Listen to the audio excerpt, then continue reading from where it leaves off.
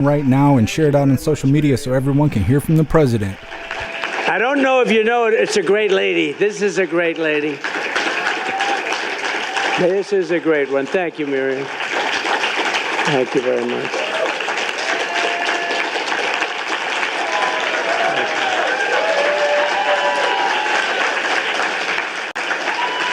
Thank you very much, everybody. All right, let's sit down. Let's talk about Israel, or Israel, as they say. I love the pronunciation. I love it. But you really are. You're a great lady, a great woman, my friend, and I've known you and Sheldon for a long time. We lost Sheldon, and nobody like him, right? You would say that. Nobody like him, but nobody like you either. And he's very proud of you right now. Thank you very much. And I'd also like to thank Rabbis Yehuda Kaplun and Yaakov Kaplun, Senators Rick Scott, doing well. Where's Rick? He's doing well. I saw a poll, and another one who's doing well is Ted Cruz. Ted, stand up, Ted.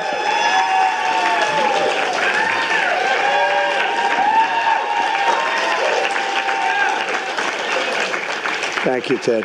Thank you. And Lindsey doesn't have to do well because he's got another few years to go before he runs. It's something nice about that. But Lindsey Graham is terrific, terrific guy. Bill Haggerty, who's fantastic. Bill, thank you very much. And Joni Ernst. Where's Joni Ernst? Joni, thank you very much, Joni. Great, doing a great job. Those farmers love Joni. I'll tell you, she was tough, right? She came to see me, and I thought I made a deal, and then she said, no, no, no, we want more, more, more. But that's what you're supposed to have, right? Good job, Joni, and you got it. Former Senator Norm Coleman. Norm, thank you. Thank you, Norm. You look good. And a spectacular person, Elise Stefanik. Spectacular. What she did to that woman at Harvard with the big, big fat glasses. That woman had no idea what was happening. That was beautiful to watch, actually. A friend of mine, Carlos Jimenez. Carlos, thank you, Carlos. Got a lot of power here. There's a lot of power here. You know, this is like the old days. Because frankly, there's been a movement going on. I call it AOC +3, but the +3 is a lot more, and we have to end that. We have to end it. We have to end it fast. I've never seen anything like it. John Carter, please. John, where's John? Thank you, John. Thank you very much. Good job. Mario Diaz-Balart. Mario, thank you. Thank you, Mario. Byron Donalds. Boy, he's a popular guy. He is, and he's a great guy with a great future. Good. I didn't see you back there. You didn't. He has so many pictures with me. He didn't need a picture. He doesn't want another picture. Ronnie Jackson. What a great guy. Think of this. He was an admiral, a great admiral, respected by everybody. Then he became the White House doctor, took care of maybe Bush a little bit, and Obama, right? And then Trump. And they asked him, who's the most healthy of the group? And he said, not even a contest. Who? Trump. Trump. In fact, he said Trump would live for 200 years if he didn't eat junk food. I don't know if I like that, but that was okay. Great doctor. And now he's a really popular congressman, and he's our friend. And when I had a little ear problem, he was there. He literally came from Texas, and he did a great job, and I appreciate it very much, Ron. Thank you. Because once you're a doctor, you're always a doctor, even if you're a congressman, I guess, right? Don't you think? Somebody who's been really spectacular, especially for the last few months. I don't know what happened to him, but boy, he likes me a lot better now than he used to. Michael Lawler. Am I correct in that? Where's Michael? Right? Something happened. But he likes me better now than he used to, and I like that because he's a good man, great man. Mike Flood. Mike, thank you. Virginia Fox. Virginia. Thank you, Virginia. Michael Waltz, who's doing a great job in defending all of us on television. He's doing a great job on television. And a spectacular woman, a beautiful woman. I'm not allowed to say that anymore because, you know, it usually puts you out of politics, but I've said much worse than that. But she's a beautiful woman, and she really is with the most incredible family. And she came to me about endorsing someone in her area who had no chance, and I said, okay, we'll do it, against an incumbent Republican that I didn't like very much and probably didn't like me. So we took a chance, Mary, didn't we? Mary Miller, we took a chance, and our candidate won in a landslide, right? So that was great. We don't like having to do that, but in that case, we had no choice. Ambassador Lana Marks, who was terrific. Thank you, Lana. Good job. You did a great job as ambassador. West Virginia Treasurer Riley Moore. Thank you, Riley. Thank you. Going on to very big things, actually. Jacob Hellberg. Jacob, thank you. Thank you, Jacob. Great job. Somebody who's very talented, knows a lot about a lot at a very young age. Morgan Ortegas. Morgan. Thank you, darling. And also somebody who defends me so well, Elizabeth Pipko. Elizabeth? Wow, I watched you last night, Elizabeth. You were brutal to this other person. They didn't have a chance last night, Elizabeth. Thank you very much. I appreciate it. We need all the defense we can get. And a friend of mine and a man who's actually a great environmentalist. He really is a great one. And he wrote a book on Donald Trump as a great environmentalist, which is actually true, but a lot of people don't know that. But I'm an environmentalist with common sense. I like buildings to have windows. You know, they'd like to close up all windows. The building should be built 90 stories tall, but that doesn't matter, but it can't have any windows. The things they're doing with the Green New scam is just unbelievable. 97 trillion. How can we do that, Ted? I think that's very doable.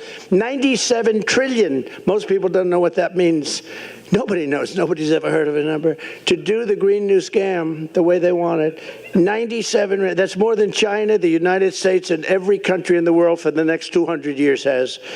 But they go along with it anyway. But he's a great gentleman and a friend of mine, Ed Russo. Where is Ed? I'll tell you, that's great that Ed is here. Wow.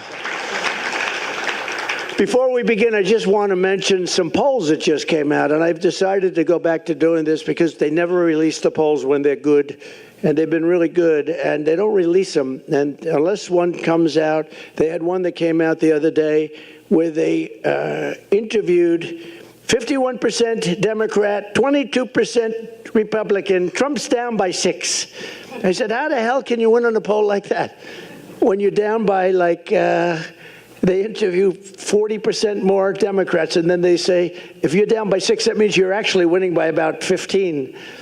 But we don't go with that, but we do go with the respected polls, and we go with polls because they don't want to release them because they've all been pretty good. In the very, very, I think, accurate poll over the last 9 or 10 years, I think Rasmussen's been really one of the best, and it was just released a little while ago. I'm leading by 8 points against a woman that you cannot, especially you cannot allow to happen. I mean, honestly, you are generally Jewish people. We have a lot of good Christians there that love Israel, by the way. In many ways, they love Israel more than Jewish people love Israel, which is shocking, but nevertheless, we'll take it, right? We have a lot of great Christians that love Israel, but we're up by 8 with Rasmussen. We're at 52 to 44, so that's a big one. And we're up by 11 with independents in Rasmussen also. Just came out. That's a lot because, as you know, Rick Scott, we were talking about it a little while, and independents are very important, and when you're up by that number, that's a pretty good thing. Then the Emerson poll, highly respected. We're up in Arizona. We're up in Wisconsin. And we're up substantially in Pennsylvania, and those are the 3 that they did. And in the New York Times poll even, which is shocking because, you know, I wouldn't say they love me. I wouldn't say I love them either. But I'm up by 9 in the Midwest. That's a big one. And the Atlanta Journal-Constitution, we're up by at least 3 in Georgia. And CNN has us up. I love seeing like a CNN and then we're up. So if you're up 5, you're probably up 20 or something. But in CNN, we're up 5. In Arizona, the Daily Express poll has us up 5 in all of the battleground states, which is great. So I say 47 days from now, we're going to defeat Kamala Harris. You have to defeat Kamala Harris. More than any other people on earth, Israel, I believe, has to defeat her. You know that? And I've never said this before. I'm thinking, Miriam, more than any people on earth, Israel has to defeat her. I really believe that it's a disaster for Israel. And you know why, and you've heard her statements. We're going to take back our country, and we're going to make Israel great again, and we're going to make America great again. We're going to make them both great again, greater than ever before. We've gathered today to talk about the scourge of anti-Semitism. Tonight, we're 2 weeks away from the one-year anniversary of the worst attack on the Jewish people since the Holocaust, without question. On October 7th, which would have never happened if I was president, by the way, I have to always preface it by saying it would have never, ever happened. Innocent men, women, children, and babies were tortured, maimed, kidnapped, and killed. It was an amazing sight, especially if you were able to see, and you don't want to necessarily see it, some of the tapes and film that was made of the atrocity. It was a wake-up call for the entire world, and you have to take it that it is a wake-up call. Get smart.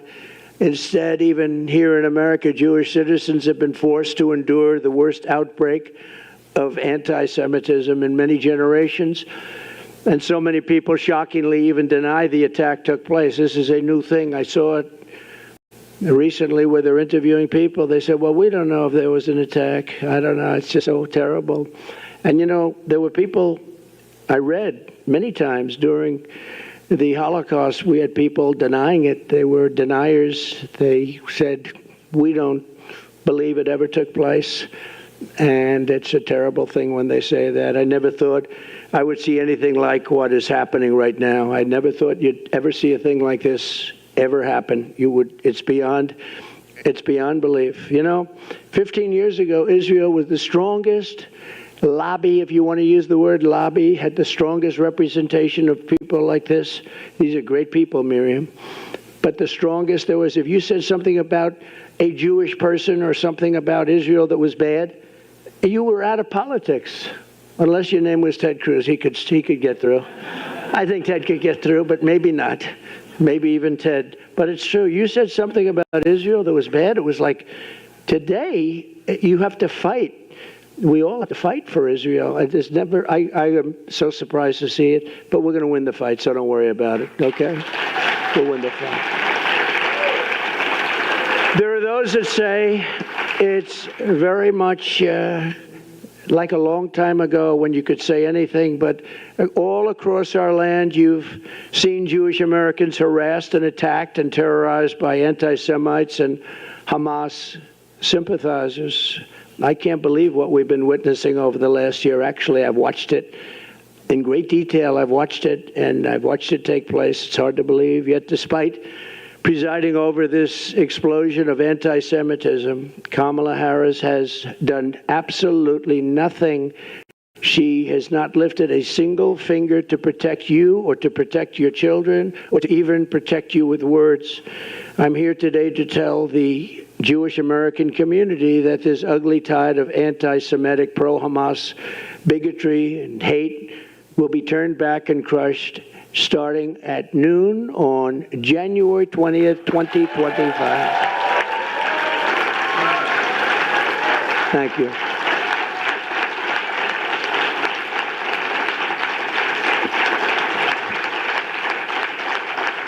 Thank you.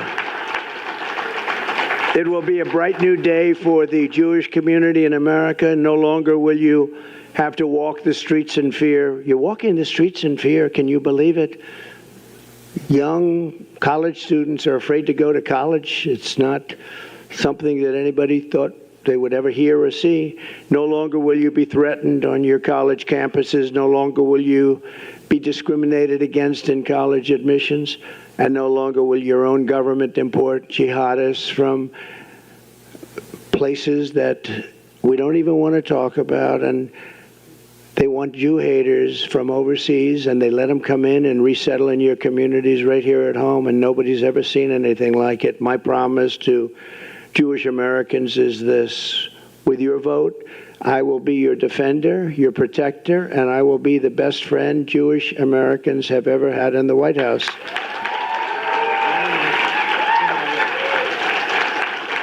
You know that. Thank you.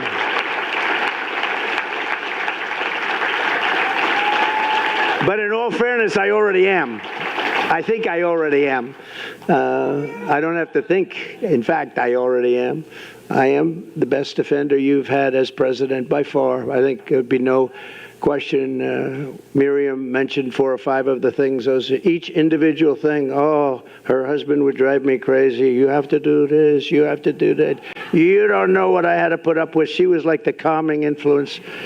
I said, Sheldon, I can't do that. It's too much.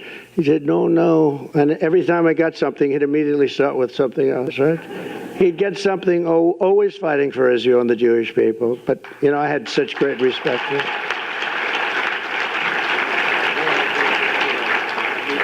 It's true, though. She had to sometimes tell him, calm down. You just had a big victory. Let's celebrate. No, we have to immediately start. Let's see if we can do Golan Heights. How about Golan Heights? They've been trying to get it for 72 years. I got it done in about 15 minutes, okay?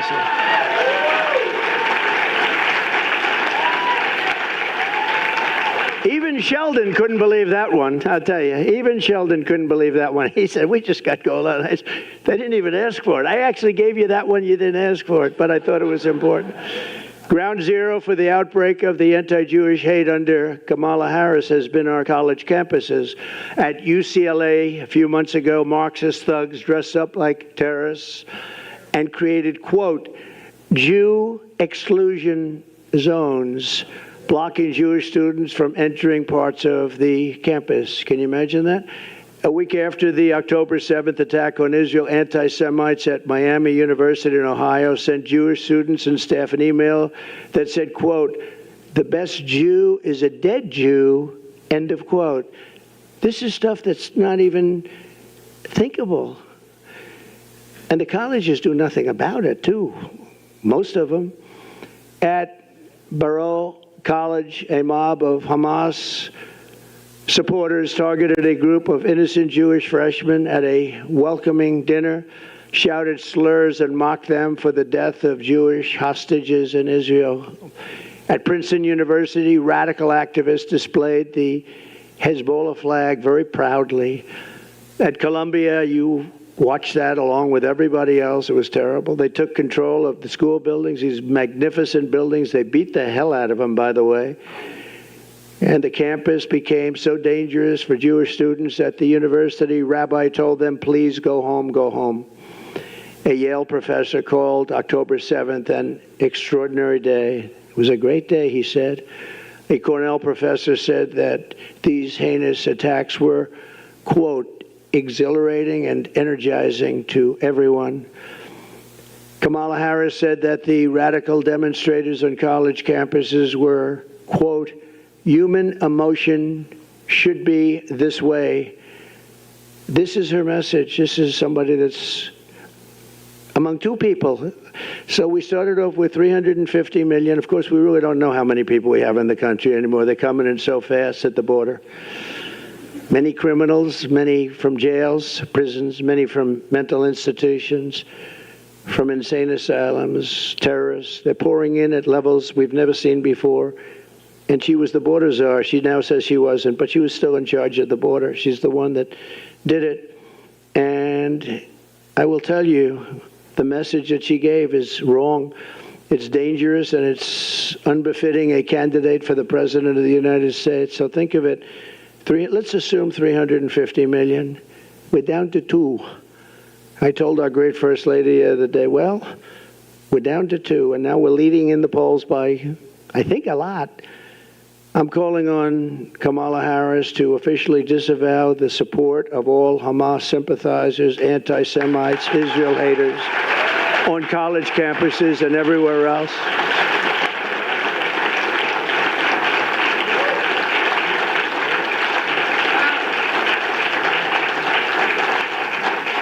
So I'm calling on her to do that, just disavow, but she won't do it. You know that. She's not going to do it. She's going to talk.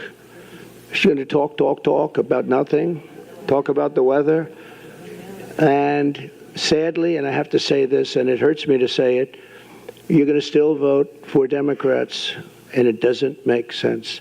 I say all the time that any Jewish person that votes for her, especially now, her or the Democrat Party, should have their head examined.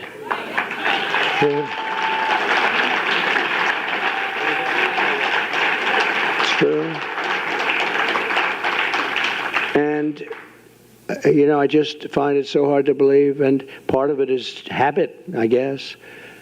And respectfully, with all that I've done, I'll maybe go over it quickly, but Miriam did it better than I could, all the different things with Golan, with all of the things that we did. And really, the one thing we didn't mention is I terminated the Iran nuclear deal. And that is, I think, the biggest of them all. But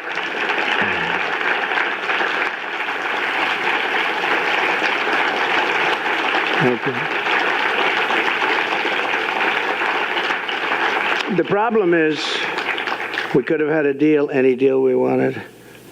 Michael knows that better than anybody. But Biden and Harris, and nobody knows it. When you say Harris, people say, who's Harris? You have to say Kamala, because nobody knows who the hell Harris is. That's her last name. But nobody knows it. Isn't it weird? How's Harris doing? Who the hell is Harris? How's Kamala doing? Oh, isn't it as weird? I never saw anything like it. So we'll just call it Kamala. But you really, when you think about it, it's amazing that you're such nice people, because a lot of people wouldn't allow that to happen. We're joined today by several dozen Jewish American students from colleges across America. Thank you all for being here. And here's what I will do to defeat anti-Semitism and defend our Jewish citizens in America. My first week back in the Oval Office, my administration will inform every college president that if you do not end anti-Semitic propaganda, they will lose their accreditation and federal taxpayer support.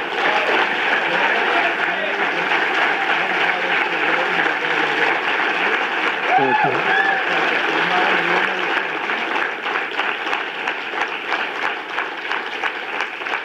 Truth is, you don't have to do much after that. When you do that, it's going to work miracles. Please sit down.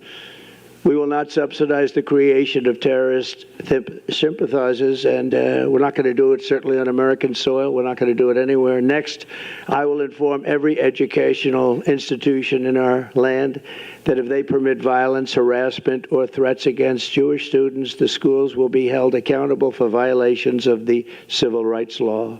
It's very important. Jewish Americans must have equal protection under the law. They're going to get it. At the same time, my administration will move swiftly to restore safety for Jewish students and Jewish people on American streets. Jews have been beaten on their way to synagogue in Los Angeles just recently, beaten on their way. Jewish American businesses have been vandalized, yet once again, the Harris-Biden administration has done absolutely nothing about it, doesn't even comment. Here in Washington, radical Hamas supporters tore down the American flag in front of Union Station, set it on fire, and hoisted the Palestinian flag, while police officers and they were spray painting at police officers and at the beautiful monuments surrounding the area and the flag, lions, people. And it was being in the construction business, this is a stone, it's limestone, that when you spray paint limestone, you'll see it in 100 years. They can take it off, but they can't really take it off. You'll see everything that they said in 100 years. It's a very porous stone. And what they've done is unbelievable. But I don't see them getting long sentences in prison like happened to other people. I don't see them even being approached or attacked in any way. They allow them to do it. But watch those limestones. I looked at them the other day, and that stone just sucks up that paint. It goes deep. You're going to see it in 100 years from now. Kamala Harris, let them go. She said, let them go. I will end this political violence and harassment once and for all. You know, when I was president, we had a moment where Washington was, in a sense, being attacked. They were trying to pull down statues, and I pulled out about an 1897 statute, very important, and it said that anybody touching, ripping down, or even trying to rip down a monument or a statue in the Capitol or anywhere else in the land up to the president will get 10 years in jail, no probation, no nothing. It's 10 years. It's not 10 years, but you serve 3 days. It's 10 years and you serve all 10 years. You couldn't get a thing like that passed today, I don't think. What do you think, Ted? Not too easily. If you got 2 days, it would be a miracle. No, it's 10 years. It was so old. I lifted up this. It was old and dusty, but it read beautifully. And I invoked it, and I had a speech. I said, here's the story. Anybody touching a statue, and it ended when they had Abraham Lincoln ready to be pulled over. You remember that. I said, Abraham Lincoln, now we're hitting Lincoln. And I read it, and I told people that anybody from this moment on that pulls down anything or even tries to pull down a statue, you go into jail for 10 years. And it was an amazing sight, Miriam. Everybody just dropped the ropes. The ropes were left. They dropped the ropes and they started walking out of town. I was watching thousands of asses from the back. And it was a beautiful sight. It was a beautiful sight. It was a beautiful sight. They just started walking in a different direction. And that was the last of the problem we had. Remember the big problems we were having? They actually wanted to rip down Thomas Jefferson Memorial. They didn't like Jefferson. They didn't like Washington. They didn't like Lincoln. They didn't like anybody. I will oppose, and I will make sure that you're protected. I will oppose all of the horrible things that they're thinking of doing. And they are thinking of doing bad things. It's not believable. I will also secure our borders from dangerous anti-American and anti-Semitic hate. Not only has Kamala thrown open our southern border, and again, she was in charge of your border. Now she's trying to say, well, I wasn't really the border czar. I never heard her disavow border czar before. But open to terrorists and criminals, she's supported unlimited migration from terrorist hotbeds into the United States, especially some of the hotbeds that most hate Israel.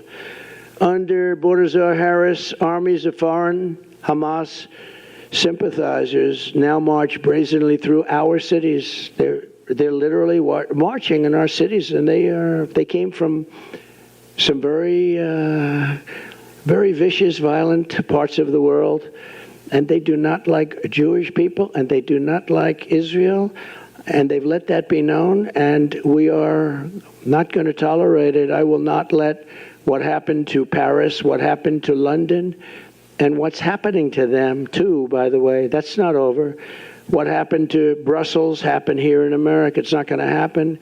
We will deport the foreign jihad sympathizers and Hamas supporters from our midst. We will get them out of our country. I will ban refugee resettlement from terror-infested areas like the Gaza Strip. And we will seal our border and bring back the travel ban. Remember the famous travel ban? We didn't take people from certain areas of the world because I didn't want to have people ripping down and burning our shopping centers and killing people. But we're not taking them from infested countries. We will quickly rebuild the greatest economy in the history of the world for Jewish Americans and for all Americans. It will happen very quickly. We will defeat inflation, cut energy costs in half, and we will have something that some people in this room would be interested in, and frankly, some won't. But I'll say it anyway because you got those television cameras blaring. No tax on tips, no tax on overtime, and no tax on Social Security benefits for our seniors. That's a good one for this room. This room likes that last one. And to help Americans who are buried in crushing credit card debt under the Kamala Harris economy, we will have a temporary 10% cap on credit card interest rates because they're paying 20 and 25% and they're getting decimated. So it'll be a temporary 10% cap. But look, this is the most important election in the history of the United States, and it's also the most important election in the history of Israel. The United States election is the most important election in the history of Israel, actually, if you think about it. How crazy does that sound? But it's true. With all I have done for Israel, I received only 24% of the Jewish vote. Now think of this. I really haven't been treated very well, but that's the story of my life. It's true. Think of it. But I understood that because I wasn't really tested. I wasn't a politician, and I won, but I understood that. And then I became president and was the best president ever for the people of Israel and for Jewish people, the best president ever. And I did more for them than any president has, and probably any president can do or will do, other than the current situation that's coming up, because I have a feeling that maybe that's going to be more than anything that was even done in the past, if you want to know the truth, because I think Israel's in big trouble. But I gave them, as Mir said, Golan Heights. I gave them the Abraham Accords, which is amazing. Nobody thought that was possible. 4 strong, powerful countries signed. Think of it. I would have had every country signed. I might have even had Iran signed, okay? As crazy as that sounds. You're kidding. You know that, Michael. I might have even had that. But we had peace in the Middle East. When I left, we had peace in the Middle East, but I had the Abraham Accords. And it was something that if Obama had done it, that would have been any prize, you named the prize, but they would have had every single prize ever devised by man. I did it. Nobody said a thing. And that's okay. I do the right thing.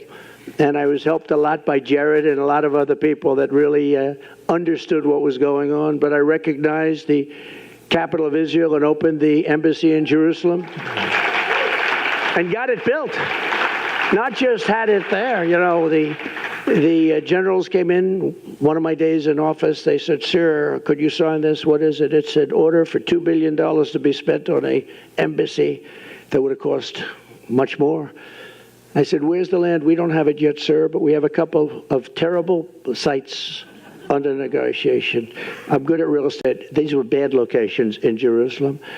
I said, "Do we have anything?" "Let us look, sir." And they do. They had a site that was better than anything we had. A much better location, and we have it for nothing. So far I'm doing a good job. Then I said, "Is there a building on it?" "Yes, there is, but it's not in use." I said, "Is it structurally sound?" "Oh, yes, very strong, very structurally sound." "Is it setback?" Because you want setbacks for embassies for things called bombs. "Yes, it's setback, and it's on high. It's one of the best locations." I said, "So we have it." So I dealt with David Friedman. I said, "David, how much would it cost to renovate the building? Give me a good price." And he came back and said $400,000. I said, "David, that's too low." This is the only time I've ever said this. Usually I say, "It's too high, cut him in half." This time I said, "That's crazy. From $2 billion, think of it, to $400,000. And I said, "That's too low. We got to spend more." And we ended up spending a little bit more than that, very little. And a friend of mine has, a couple of you have heard this, Jerusalem stone in his office building. And every time I walk by the elevator bank, he says, "Look at this stone. It's Jerusalem stone, so expensive." And I said to him, a very successful guy, very rich guy, and he was complaining about the price. "It's Jerusalem." But every time, after 20 times, I said, "Don't tell me it's Jerusalem stone again." Right on the elevator bank, beautiful stone, Jerusalem stone. So I'm there and I say, "Listen, by any chance," talking to one of the contractors, I said, "Do you think you could use Jerusalem stone? Is it expensive?" "No, it's cheap as hell. We're in Jerusalem." And we built the whole building out of Jerusalem stone. And we did it very inexpensively, got it opened in about 4 or 5 months.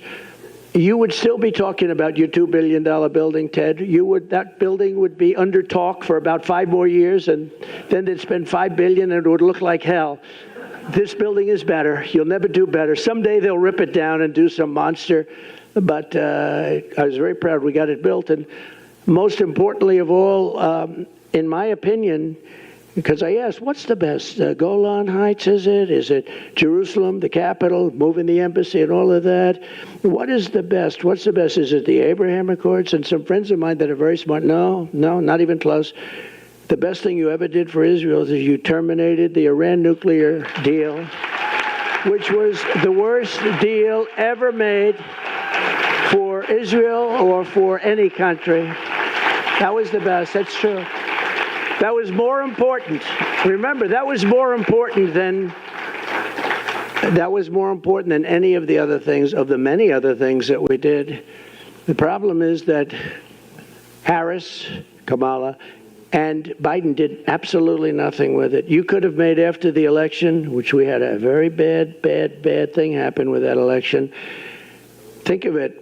If that election were proper, you wouldn't have had Russia attacking Ukraine. You wouldn't have had October 7th. Would have never happened because, as you know, Iran had no money at that time. None. Zero. Nothing. They had no money to fund. There were stories about it, that there was no money for terror. You wouldn't have had inflation. You wouldn't have had that horrible leaving of Afghanistan in such a way, not the leaving because we were ready to leave. We would have left before them, but we were leaving with strength and dignity. That was the worst. I think it was the lowest day, the most embarrassing day in the history of our country. Because of that, probably that's why Putin went in. He would have never gone in with me, though. But all of these things, and on top of everything else, I gave them more than $20 billion, Israel. And I said, when I did it, I said, I'm the best friend they ever had. And still, in 2020, so remember, I got 25%. Now I did all of these things, and I got 29%. Think of it. So I wasn't treated right. But it's not me that's been treating badly, it's Israel, because you can make a big difference in the vote. You're going to be a big factor in the vote. I will say places like Miami and different places were great. But honestly, I went from 25 to 29, and based on what I did and based on my love of the same love that you have, I should be at 100. I should be at 100, but let me give you the bad news. A poll, I just told you how good the polls are, but we need every vote we can get. The current polling has me with Jewish citizens, Jewish people that's supposed to love Israel. After having done all of that, having been the best president, the greatest president by far, a poll just came out. I'm at 40%. That means you got 60% voting for somebody that hates Israel. And I say it's going to happen. It's only because of the Democrat hold or curse on you. You can't let this happen. 40% is not acceptable because we have an election to win. So after all of this, I went from 29 to 40%. And people that are smart said to me, friend of mine Jewish, friend of mine loves Israel, loves everything about your religion and about your country, your place. He said, I can't believe it's happening. It's sad. And he started to cry, actually. He started to cry. With all of this, and he's a tough cookie. I don't think he cried since he was a little tiny baby. Maybe then I don't think he cried. I don't think he cried then, Miriam. But I will put it to you very simply and gently. I really haven't been treated right, but you haven't been treated right because you're putting yourself in great danger. And the United States hasn't been treated right. So if I don't win this election, and I've been very good, you know, they say Trump's been right about everything. I've been right about a lot of things. Even Ted will admit that. I've been right about a lot of things that a lot of people said, no, that won't happen, but a lot of bad things happened, and some good things I've been right about too. And I only want to be, so I'm not going to call this as a prediction, but in my opinion, the Jewish people would have a lot to do with a loss. If I'm at 40%, if I'm at 4, think of it, that means 60% are voting for Kamala, who in particular is a bad Democrat. The Democrats are bad to Israel, very bad. They'll never change because they have a section of their party now which has become amazingly and quickly very powerful vote-wise. I mean, Chuck Schumer is a Palestinian. Who would have thought that was going to happen? What the hell happened to him? I saw him the other day. He was dressed in one of their robes. That'll be next. No, Chuck Schumer is Hamas all the way. I don't know what the hell happened to him. If you support him, you're crazy. I have never seen his change may be bigger than Kamala on fracking in Pennsylvania, okay? But if we don't win this election, Israel, in my opinion, within a period of 2 to 3 years, will cease to exist. It's going to be wiped out. That's what's going to happen. It's a tough thing to say, but what difference does it make from my standpoint? I have to tell you the truth, and maybe you'll be energized, because there's no way that I should be getting 40% of the vote. I'm the one that's protecting you. These are the people that are going to destroy you, and you have 60% of the Jewish people essentially voting for them. If I do win, Israel will be safe and secure, and we will stop the toxic poison of anti-Semitism from spreading all over America and all over the world. We'll get it stopped. But if I don't win, I believe Israel will be eradicated. And you can't let that happen, and I don't think you will let that happen. So you have to, Rabbi, you have to get everybody together, and you have to get them to vote, because it's craziness to say I'm at 40%. And when I heard that number today, it just came out today, when I heard that number today, I think it was insulting to our country. It was insulting to Israel. You know, it's very interesting. They did a poll in Israel. I'm like at 99% favorable. I could run for, right now, I could run for any office in Israel. In Israel, they love me. Here, not so much. But they do love me in Israel. Miriam, I'm at 99%. Everybody loves me. I could run for prime minister. Would you like me as your prime minister? But I have to learn your language. That's a tough language to learn. I have to learn it in about 3 months. I have to learn it very quickly. But no, I'm most popular person in Israel. But here it doesn't translate. It's a strange thing. So we have to save Israel. Look, you're here for a reason. We have to save Israel. This is no longer games. This is no longer games. This is the saving of Israel. And I'm going to mention it. We're making a big statement in a little while at another conference, also very important. And I'm going to mention it again and again. I believe that Israel will be wiped off the face of the earth if I don't win. And that's a big statement. That's a horrible statement to make. And it's just the way I feel. And a lot of people in this room agree with me. Because look at what's happened in the last 2 years. I have never seen anything like it, where something has gone so down so fast, where even Jewish people are protesting in these groups. They're Jewish people. People wearing yarmulkes are in these groups that are protesting with 100,000 people.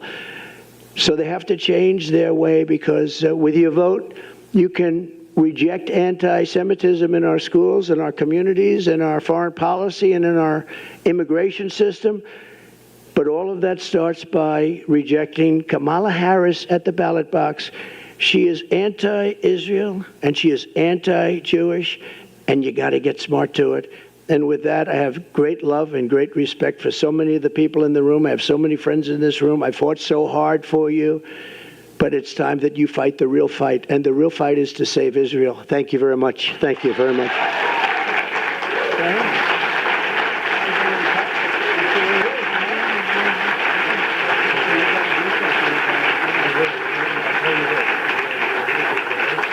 I feel like I don't have closure if he doesn't say "Make America Great Again" at the end.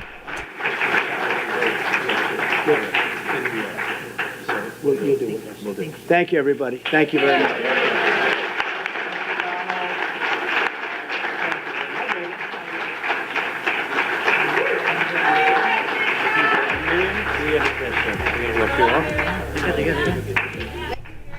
All right, hooligans.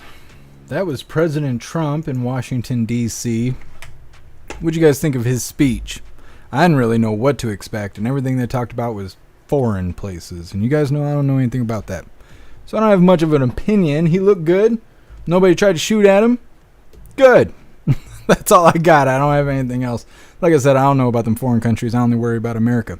So we're going to read through the chat really quick, and I'm sure it'll be really quick because some of you people are fucking hateful right now. But we're going to hear what you guys have to say about President Trump. We're going to do the Pledge of Allegiance, and we will be wrapping things up. But we'll be live again tomorrow, 1 p.m. Eastern Time, for Coffee with Hooligans. I don't know if I can say that out loud, Guess MJ, but I appreciate you being here with us. Let me see here. You guys, you gotta write something I can read out loud. I can't read any of this stuff out loud. If you're not on the website, you're missing out. I'll tell you that. Guess I'm always great to see. I agree. It's always good to hear from President Trump. You got to check on him every 6 hours or so because of the way that the Democrats keep shooting at him. Schools are like that too, you know. Fucking Democrats.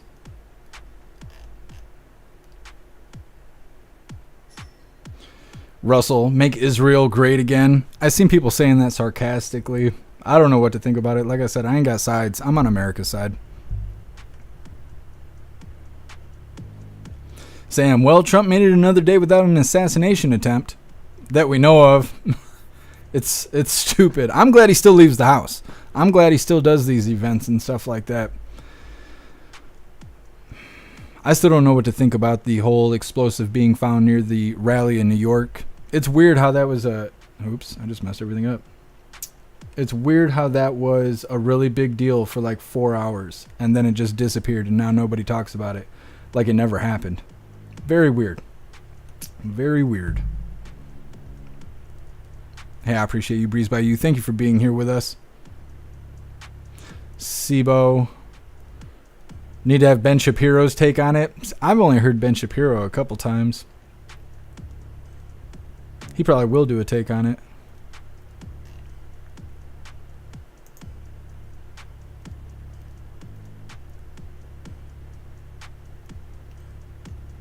Done. I just found out who is helping the Haitians get legal status in Logansport, Indiana, to work at IBP in Tyson. It's the local church.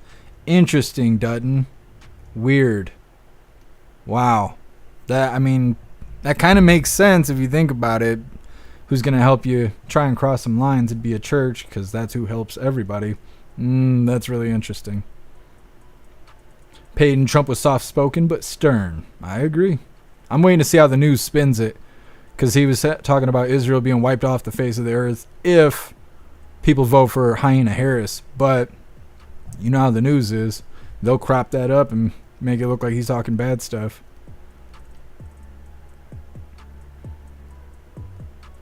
Normal times. Friends don't let friends vote for Democrats. That's right. That is right.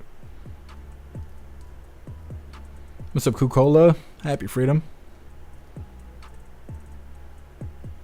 Pumpkin, I pray for election every day. Oh, pray for the election every day. Yeah, Pumpkin. I can't wait to go vote. I think that every day. I'm like, I can't wait to go vote. Can't wait to just get on the other side of this.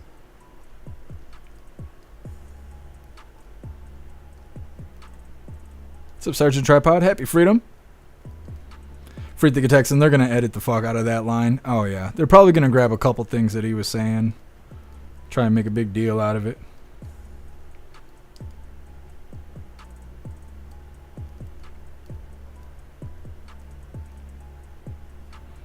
Bob, thoughts on Nick Fuentes and Groypers? I don't know anything about either of those people. I know they say that Nick Fuentes is a white supreme pizza, but they said that about Kyle too. So, I don't know. I don't have any thoughts about either of those people. I don't even know who the second one is. What's up, Lee Guitarman? Happy freedom. What's up, U-Town?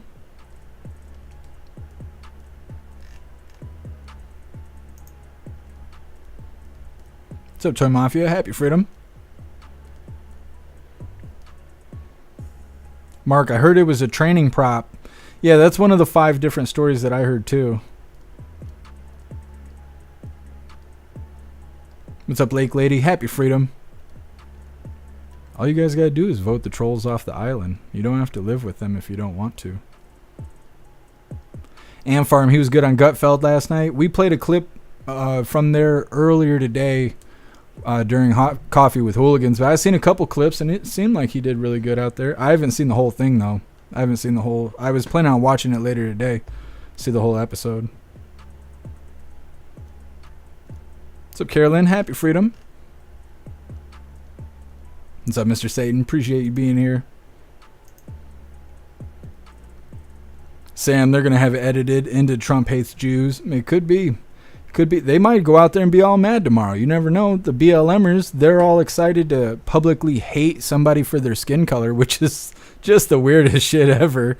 They'll probably be out there doing that tomorrow, smelling like shit, eating riot pizza. You know how they are. Anyways, it is that time once again, hooligans. Please join me for the Pledge of Allegiance.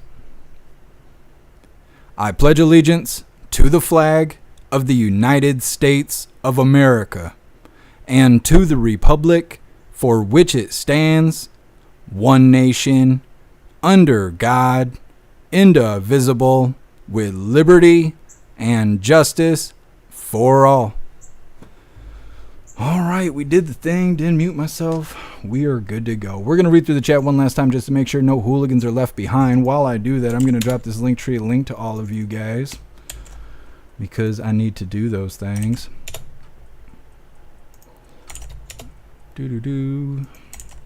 So here is the Linktree link where all of my links are listed. So if you would like to make donations, join membership programs, or purchase any merch, would really appreciate it. All of your guys' contributions keep us running every day except for Sunday because we got to have a day to recharge those batteries. Definitely go join Discord. Discord is our free hooligan community. It's the best way to be notified every single time we go live.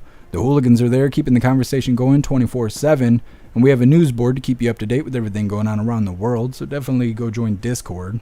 If you're feeling real saucy, go join jeffmaclive.com. Over on the website, it is the best way to experience a live. Our built-in chat has more ability than any other platform. You can post memes and GIFs and custom emojis, links. You can change the color of your chat bubbles and all kinds of stuff while watching the live. And then we also have Hooligans Alley, which is our built-in social media area. We have forums, which is to encourage open discussion. We have an arcade that's got all kinds of games in it. And we have an advanced messaging system that gives you the ability to text each other, call each other, video call each other, group texting, group calling, group video calling, and more. Definitely go get yourself a membership for jeffmaclive.com. It's the home of the hooligans. We're going to read through. Sam, the website's the best. I appreciate you, Sam. Breeze by You, definitely have a good night. I agree, Breeze by You. Definitely. I was thinking about that. I'm trying to create a whole thing with it. I definitely will. That means I will do it my way. that's what it means. I definitely will, but it's going to be done the Jeff way. It's definitely. I can promise that. Jay Spray, and it's cheap too. Yep, I know. I'm a cheap date. Cheap date. Those are the best.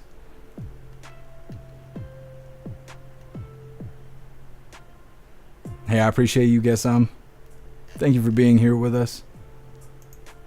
Thank you, Snooks.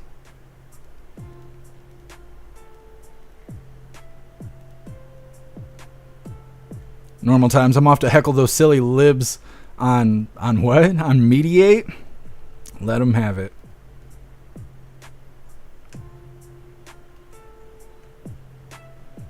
Thank you, Pumpkin. Appreciate you being here with us. I'm excited to go cook cheeseburgers. I haven't got to eat yet today.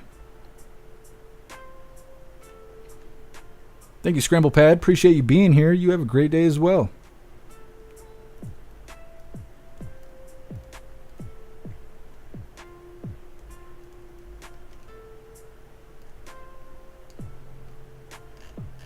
Some people are bent out of shape.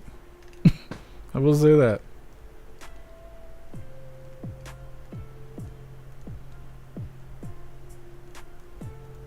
Impulsive, you can do whatever you want. Appreciate you, U-Town. Thank you for being here. Thank you, Lee Guitarman. You have a good night.